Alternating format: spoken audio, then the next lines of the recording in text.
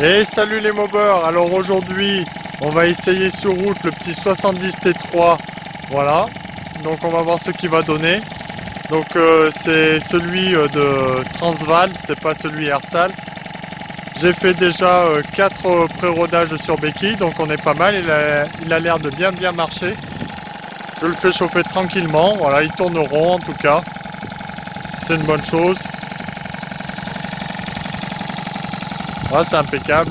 Là on va l'essayer sur route, voir combien il donne, ce qu'il donne comme patate. Bon bah écoutez, je vais vous le faire un petit peu prendre des régimes moteurs pour vous montrer ce qu'il vaut, le petit.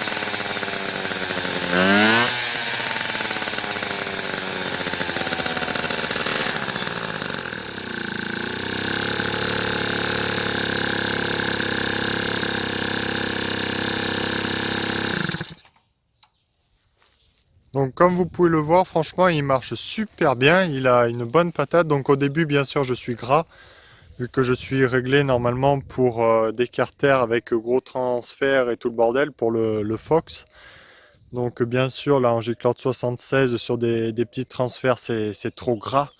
Mais bon c'est pas grave, vu que ce moteur il est pas super fiable, je sais pas du tout ce qu'il vaut, vu que l'ancien préparateur, enfin le Bob le préparateur, là il a massacré.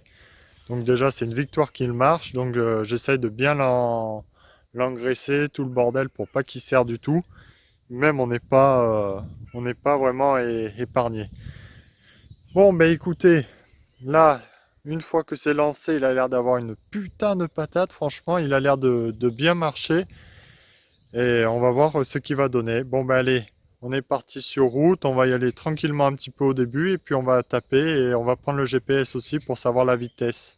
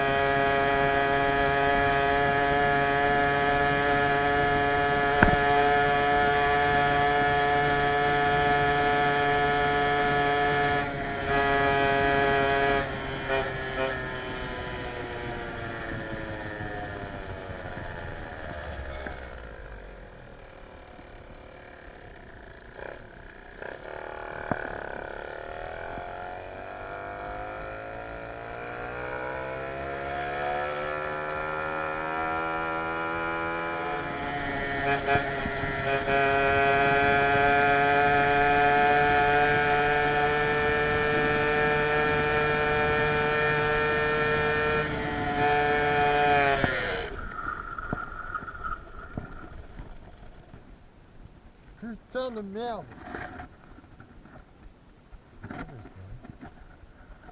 Allez, bravo. Bon allez, là je viens juste de le débloquer le moteur, donc il retourne.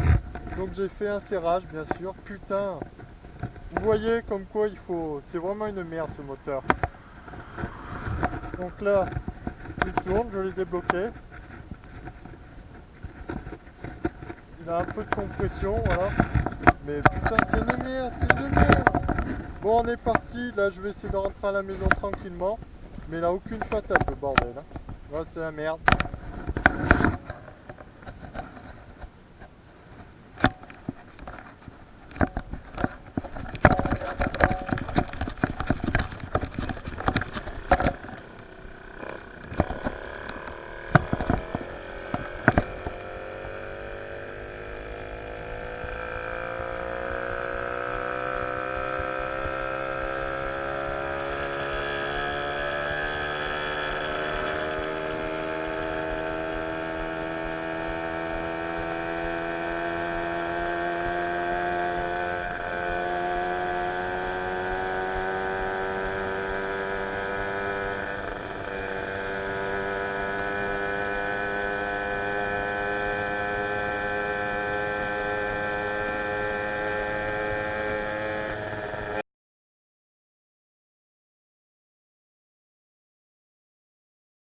Bon voilà, c'est la loose, je le sentais mais gros comme une patate le bordel, c'est pour ça j'ai dit je prends vite fait la caméra pour le tout premier roulage car je dis là, ça sent mauvais tout le bordel.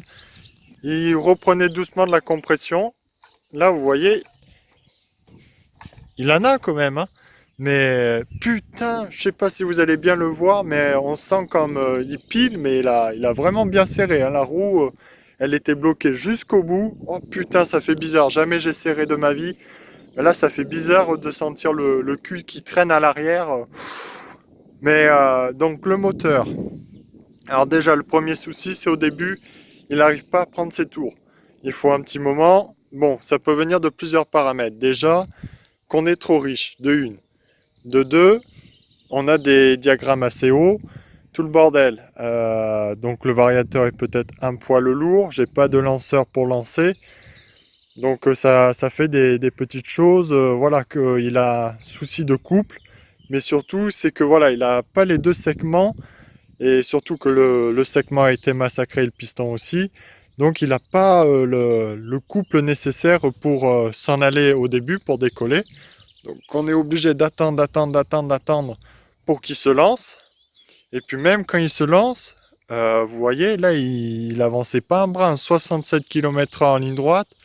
Je relâchais, voilà, pour pas non plus trop l'épuiser, tout le bordel. Là on est en G-Cloud 76, donc on est gras pour un T3, donc comme vous pouvez le voir comme ça fume. Et le bordel, il a quand même serré. Donc c'est juste hallucinant. Alors certaines personnes, ils vont bien sûr remettre en cause mes trucs de rodage, mais jamais ça m'est arrivé de toute façon sur quoi que ce soit de mes moteurs. Du principe que vous ébavurez le moteur, vous le laissez préchauffer, on l'a bien laissé préchauffer, mais comme si vous me suivez, le piston était déjà déformé, donc ça craignait grave. Déjà je disais bon on va l'essayer, le faire tourner tout le bordel, ben, le moteur... Bon ben voilà, c'est une grosse source à ennui. Le moulin il va pas faire très long feu, voilà, avec des gars qui savent rien faire, qui massacrent les pièces, ce que ça fait. Donc là, ben, je vais appeler le proprio, voir avec lui. Il va falloir qu'on déculasse, voir le serrage. Mais bon, heureusement, j'ai réussi à le redécoller. Donc ça c'est cool, parce que sinon, s'il serait resté collé, on serait dans la merde là. Voilà, tac. Ben voilà, voilà les nouvelles. Sinon, en couple, il a rien du tout, même dans les virages, vous avez pu le voir. Tant qu'il prenait pas son régime, il avait rien dans le slibard. Après, on remet pas en cause le 70 T3 ou T5, comme vous pouvez le dire, vu qu'on voit quand même qu'il y a 5 transferts. Mais voilà, c'est l'autre qui l'a massacré. Un jour, il faudrait que j'en commande un tout neuf, voilà, sorti d'emballage. Essayer de le monter stock comme ça, bien les bavurer vu qu'il est sale. Et puis je pense que c'est un super bon cylindre parce que sur béquille, il prend énormément de régime moteur. Donc un bon petit réglage carbu, alléger un peu le variateur. Là en transmission je suis en 11,56 donc normalement il devrait bien avoir de la bonne patate normalement, en plus c'est un 70. On peut entendre que c'est un 70 cc par rapport au bruit, vu que par rapport à mon kit 50, on sent que le pot Doppler, on n'entend pas trop le bruit, mais que là, avec le 70, ça fout un vacarme énorme. Bon, ben voilà, de toute façon, c'était le tout pour le tout. Soit ça cassait ou soit ça passait. Voilà, ça a serré, mais bon, un gros serrage et puis j'ai réussi à le débloquer. Donc voilà le retour que je peux vous donner. C'est la merde, voilà. Bon, bah écoutez, au moins ça fera un bon titre putaclic. Voilà, voilà. Bon, bah, premier serrage de ma vie avec un moteur fait à la bob préparateur. Voilà comment ça donne. Bon, on se tient au jus dans les prochaines vidéos. Là, le moteur, je vais pas plus y gratter que ça. Je sais pas ce qu'on va faire avec l'autre propriétaire, mais il y a beaucoup trop de boulot à faire dessus. C'est trop la misère. Et on va surtout se concentrer sur le 70 Ersal T6 où lui par contre il va bien marcher. Là je pense qu'on va vraiment se faire plaisir et ça va ramener de très belles vidéos. Allez, salut!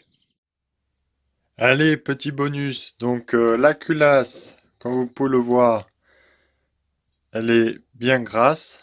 Voilà. On voit bien l'huile qu'il y a. Ça ok. Le petit cylindre.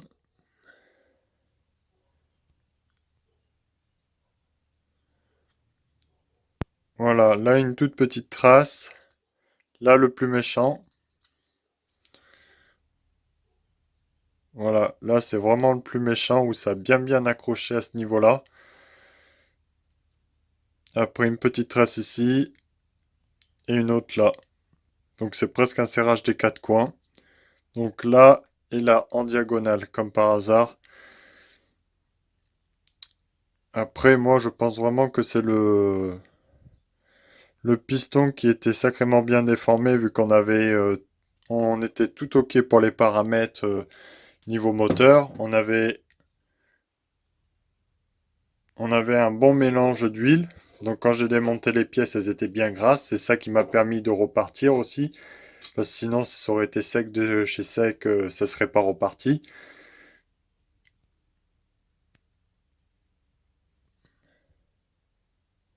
Donc là, comme vous pouvez le voir devant, là où ça a sacrément bien serré.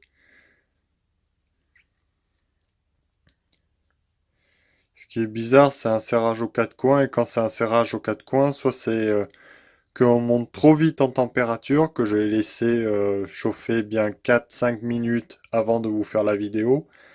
Après, je l'ai fait prendre ses tours tranquillement. On a été roulé au début, pareil, on faisait chauffer tout le bordel. Le jeu cylindre-piston, j'avais dû le reprendre, le piston, le pensant, vu que l'ancien Bob le préparateur avait tapé dessus. Donc après, ça m'étonne pas qu'il est serré, hein. Avoir tapé sur un piston, c'est pas bien étonnant. Donc voilà. Après, niveau serrage, cylindre-piston, vu que des fois, si on serre trop, ça déforme, ça peut déformer la chemise et donc que à ce niveau, aux quatre coins, ça vienne écraser. Donc bien sûr, le revêtement, en quelque sorte, on voit pas, mais c'est quelques centièmes qui viennent vers la chemise et donc automatiquement, ça peut serrer. Mais je pense pas que c'est ça. Ou à part si les autres avaient monté ça et puis avaient bien bloqué, mais comme des sagouins. Parce qu'il faut quand même sacrément bien bloquer pour plier un cylindre. Donc voilà le résultat. Un beau serrage quatre coins. Voilà, qui fait bien mal. Donc lui, le piston, bien sûr, il est HS. Le cylindre, le revêtement est quand même très costaud. Donc le chrome, c'est quand même du costaud. Là, il a vraiment rien. Il n'y a pas rien qui a sauté. J'ai pu même repartir, aucun souci.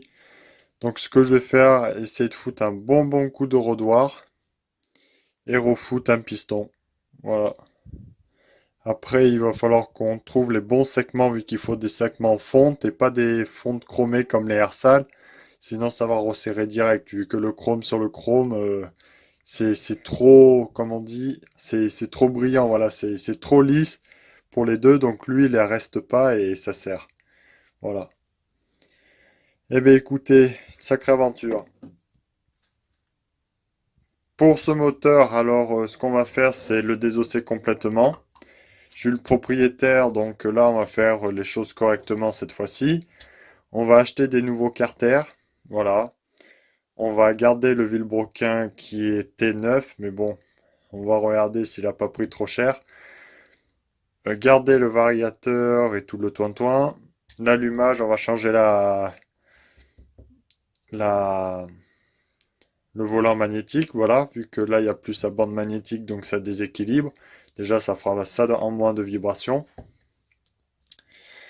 Là, pour le cylindre, soit on rachète un nouveau piston, ou soit on rachète un nouveau kit, à voir.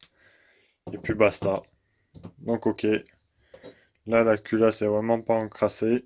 Voilà, c'est léger, ça a grisâté, et puis c'est bien huileux, donc il n'y avait pas de souci. Voilà, voilà le résumé. Bon, ben j'espère que vous aurez aimé cette vidéo, et puis à très bientôt. Salut!